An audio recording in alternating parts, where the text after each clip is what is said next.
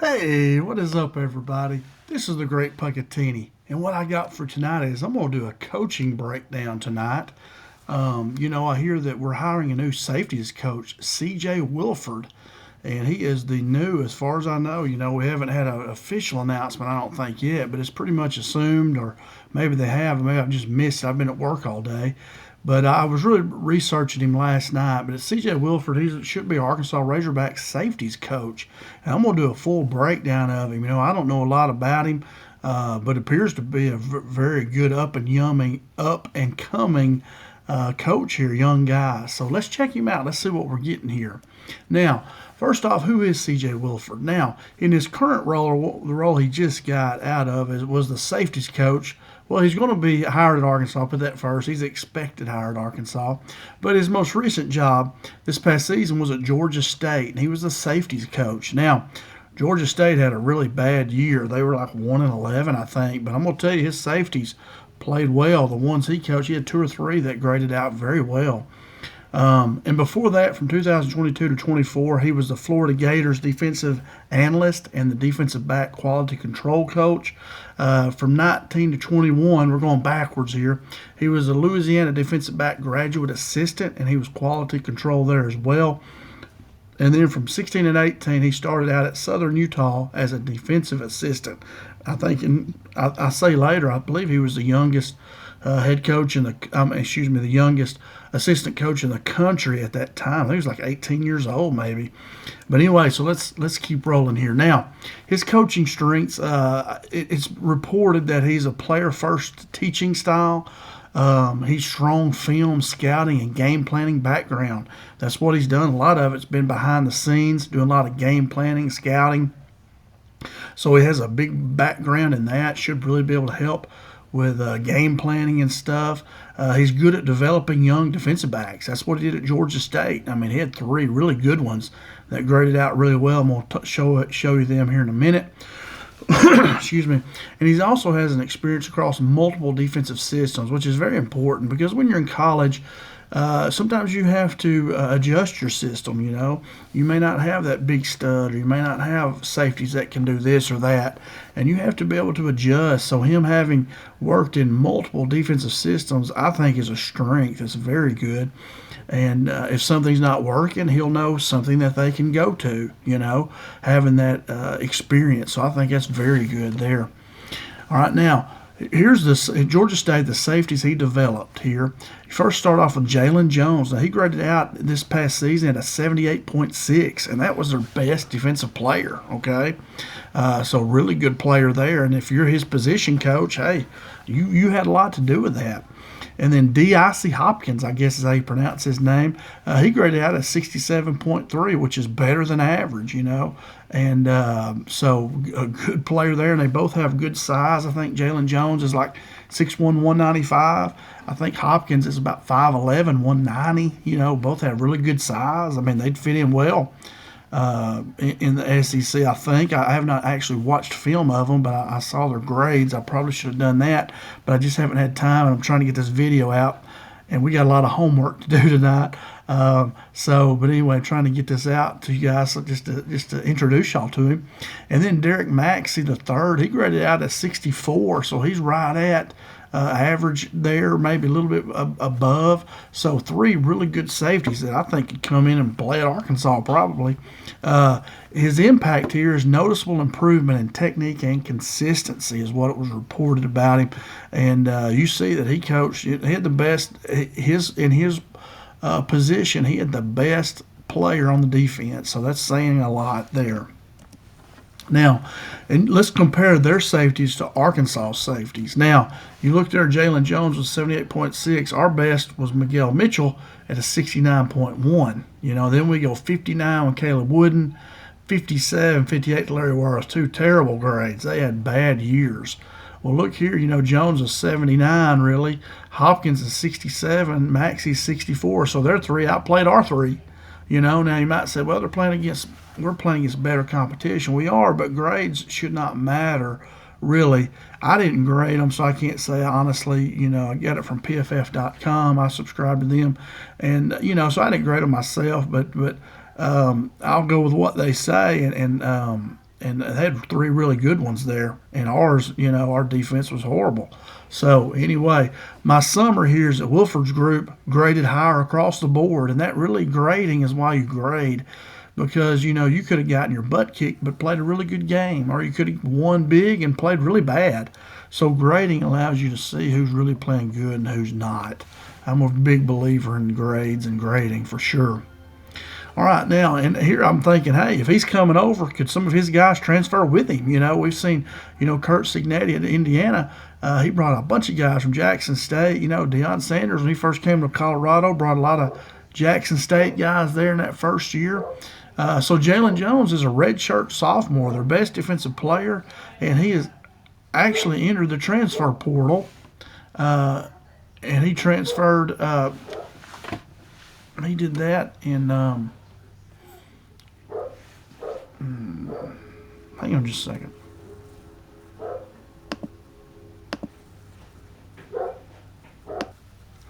Hey, what is up, everybody? I'm back now. They say 'tis the season. We had a delivery man bring some packages. My dogs were going crazy out there, so I had to go out there and help. I got one that's pretty aggressive, and I'm scared he may get mad at the delivery guy. So let me see if I can get back to what I was doing here. Actually, right here is where I want to be, and I apologize for that. And we're going to kind of keep rolling here. I don't want to restart, but I'm going to keep rolling. So like I was saying, that these guys, Jalen Jones has already entered the transfer portal. He entered back in December the 4th, so maybe he knew, I'm sure he did know that maybe Coach Wilford was going to come to Arkansas. And so, and Georgia State was terrible. Like I said, they were 1-11. So, he definitely has 2 years of eligibility left. He'd be a guy we definitely ought to try to get transferred to Arkansas. D.I.C. Hopkins, a redshirt junior, he'd have about 1 year left.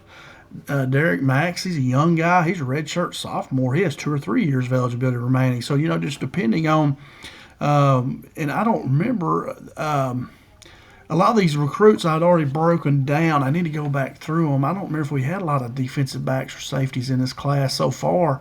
So, even if we did, man, you can't pass up Jalen Jones. You got to go after that guy for sure. But anyway, what I'm implying here is that all three could follow Wilford. Jones is already available. The other two may decide to stay. I don't know. But Jones is already available, so let's go after him and get him. We need all the help we can get on defense for sure. All right. So, what did I just do? All right, here we go. Now, what's his connection? How did we get Wilford here, Because I didn't see any connection at first. But his connection is to Ron Roberts out of the Florida Gator staff tree there. Now, Wilford and Ron Roberts worked together on Florida's defensive staff from 22 to 23 that season. Roberts served as defensive analyst, senior advisor. Wilford was a defensive analyst and quality control for the defensive backs. So they collaborated with each other on film study, game planning, and secondary development. And those that don't know, Ron Roberts, his name's been floated as being our defensive coordinator. Now, some people have responded to me on here and said they don't expect Roberts to do it. He had a chance to come to Arkansas, but he chose Auburn over us a couple years ago. So he may not, but I think that's where the connection comes there. So if Wilford's coming, you would think Ron Roberts is coming too, but that might not be true. Maybe Roberts just highly recommended him to Silverfield. We don't know for sure yet. Now, so Wilford already trained in Roberts' defensive system, which is a pattern match. You get into all those. Nick Saban does a lot of that. I've always heard star, nickel rules, safety rotations. He worked with him. And Roberts' scheme is a little different than a lot of people's. And so Wilford's already trained in that, so he would be perfect to come in and coach safeties for Roberts if he does come to Arkansas. Now, this hire aligns Arkansas safeties room with Roberts' defensive philosophy, so it would be a great fit. I say it's not a friendship hire as much, more of a system fit hire. So even if Roberts don't come, Wilford would still be really good. But anyway, I think that's the connection there. Because in coaching, it's always about who you know. that's how you get these jobs. But Wilford's a really good coach as well. Did you see what he did with Georgia State there? So back in Florida from 22 to 24, his coaching impact and player development here. His roles in 22 as a defensive analyst with secondary focus. 23-24, he was a safeties coach under Ron Roberts and Patrick Toney. Key player development, he had Jordan Castell. Not sure about his name. I don't really know him as much, but he was a freshman All-American. He won multiple national awards. Trick Bridges, he was coached by Wilford. He was drafted in the 7th round, I believe, to the Washington Commanders, I believe. His impact was he helped build a communication-driven, physical secondary, and it's very important that they communicate and talk, especially if you're matching routes and stuff, like somebody, I'm not getting all that, but anyway, very important to have communication. He installed pattern match principles and disciplined coverage. So, like I say, he fits right hand in hand there with Coach Roberts. And he produced multiple breakout SEC performances. So he clearly has a good track record, young guy. And boy, it'd be great for him to come in and coach our safeties like he did Georgia State. Would be a step up. Now then, before Florida, he was at Louisiana from 19 to 21. He was elite secondary development. They had 3 straight 10-plus win seasons. They were 2021 Sun Belt champions, top national rankings in scoring defense and turnover margin.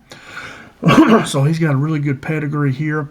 Players developed Percy Butler, he was all Sun Belt, NFL draft pick. Maybe he was the one that got drafted by the Commanders.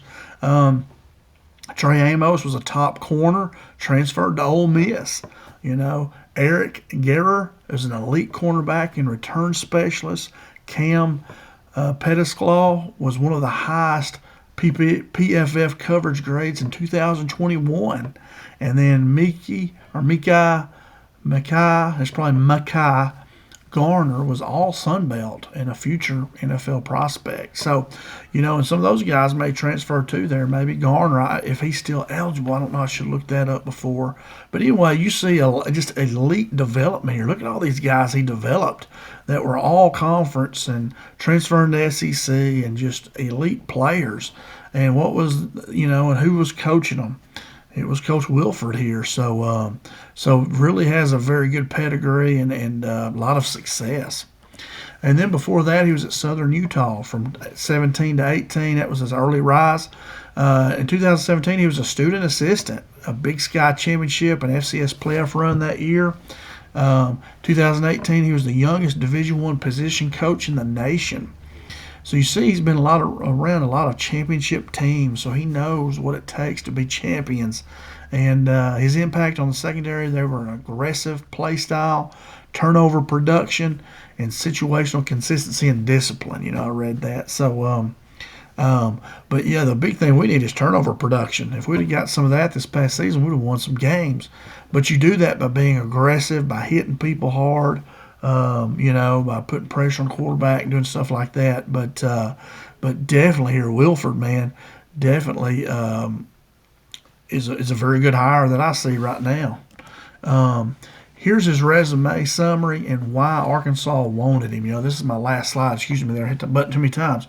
He has a proven track record developing high-level defensive back talent, and he does, guys. He has a very good track record.